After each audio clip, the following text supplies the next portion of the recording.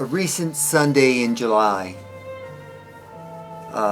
there was an Israeli strike that killed 6 Palestinian children and 4 adults as they lined up for water at a refugee camp. The deaths of the children may be the most terrible part of any war when there's such loss of life. It's not only the suffering of the innocent and the powerless and the unimaginable pain of the surviving parents, as dreadful as those are, but the knowledge of lives ended when they had just barely begun.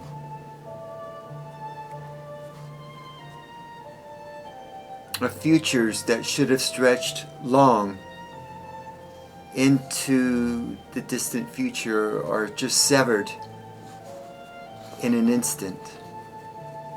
As shocking as those deaths were back in July, they were and are commonplace in Gaza. A classroom full of children have died every day since the war began. What marked those particular children out as being acknowledged was the number of deaths that happened at once and how it happened so publicly. And Israel's military felt obliged to acknowledge its responsibility, though without really any great contrition. It claimed that it was a technical error with munition, causing it to miss its intended target, and added that it regrets any harm to uninvolved civilians. What does this bloodless, bureaucratic language have to do with the bloody deaths of 6 already traumatized children, starving and thirsty? These deaths were not a mistake. They were a tragedy, like those of the 10 children killed days before, as they lined up outside a clinic to receive food and health care. What little there was and is. The Israeli military said again about those deaths that it regretted any harm to civilians. And yet the bodies of children pile up, children killed as they shelter in former schools, children killed as they fled Israeli forces, children killed as they were sleeping at night. Gaza's Ministry of Health says more than 17,000 of the 58,000 Palestinians killed to date are children. Israel says that it seeks to minimize harm to civilians. The death toll belies that. And Israeli intelligence sources have told reporters last year that at times they were permitted to kill up to 20 civilians to take out even one junior militant, with the preference being to attack targets when they were at home because it was so much easier. Those 6 thirsty children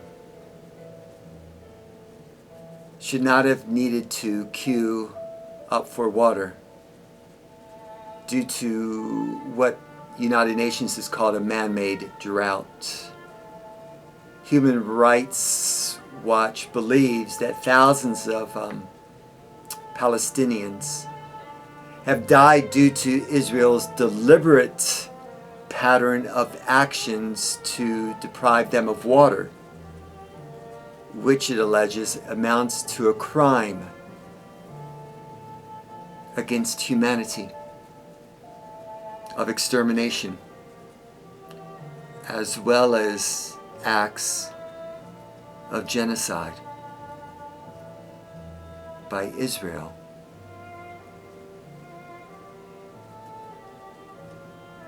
By Israel.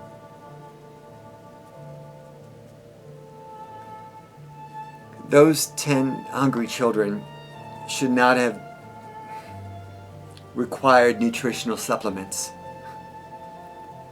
But Israel continues to choke off aid, and civilians are starving to death. Tens of thousands of children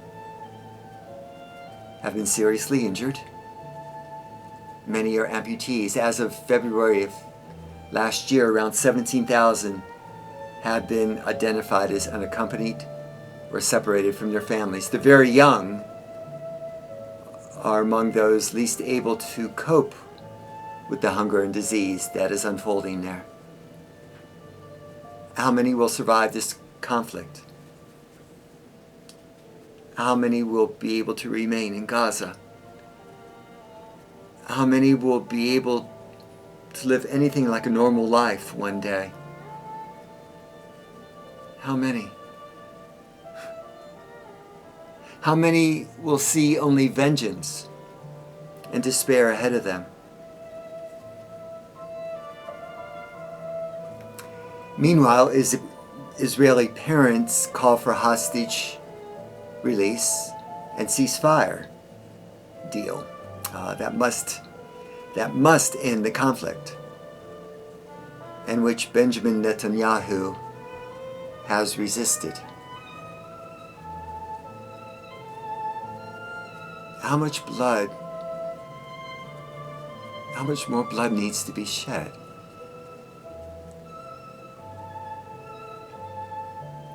Allies, including ourselves, we have provided nearly $18 billion in military aid since the start of the war directly to Israel. Allies, including ourselves and the European Union and Britain, we remain complicit in this war. We all should ask ourselves, what would we do if our children faced for even one day what the children in Gaza have endured for month after month? The children of Gaza are God's children and have the same rights as children anywhere